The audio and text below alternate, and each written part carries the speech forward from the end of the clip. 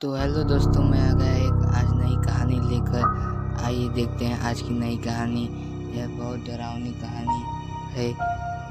एक समय की बात है, एक गांव में भूतिया घर था। गांव वाले डर से उस घर के आसपास नहीं जाते थे क्योंकि उनको डर लगता था। गांव वालों का मानना था कि उस घर में एक जादूगर लड़की की आत्मा रहती है। एक दिन गांव के कुछ साहसी बच्चे उस भूतिए घर में जाने का और उस घर को घूमने का फैसला किया। बच्चे जब घर के सामने गए तो उन्होंने देखा कि सिर्फ खिड़की खुली हुई है। जो घर था उसकी सिर्फ एक खिड़की खुली हुई थी, बाकी सब बंद थे और वे सभी उसी खिड़की के द्वारा अंदर चले गए। वे अंधेरे में घर घूम रहे थे। अचानक से खिड़की बंद हो गई। यह देखकर सारे बच्चे डर गए। बच्चे तो अच्छे हैं, वो तो डर जाएंगे ही।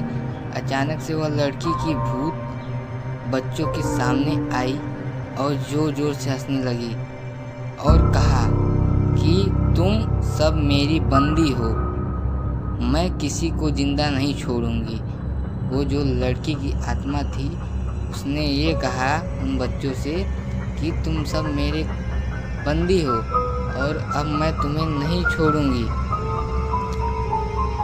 बच्चों को डर के मारे कुछ नहीं समझ आ रहा था, लेकिन फिर भी उनके अंदर हिम्मत न हारते हुए सब एक साथ मिलकर बाहर निकलने का रास्ता ढूंढने लगते हैं।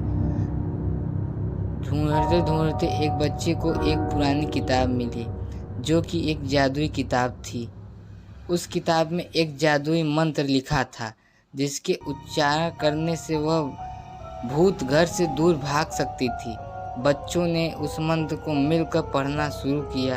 अचानक एक रोशनी घर के अंदर आई और उस भूत को साथ ले गई। भूत के घर से बाहर जाते ही घर के सारे दरवाजे खुल गए, खिड़कियां अपने आप खुल गई। बच्चे घर से बाहर निकल आए और उस दिन से उस गांव के उस घर को उस भूत से आज़ाद इन बच्चों ने करवाया। सारे गांव वालों ने बच्चों की तारीफ की और उन सबको इनाम भी दिया।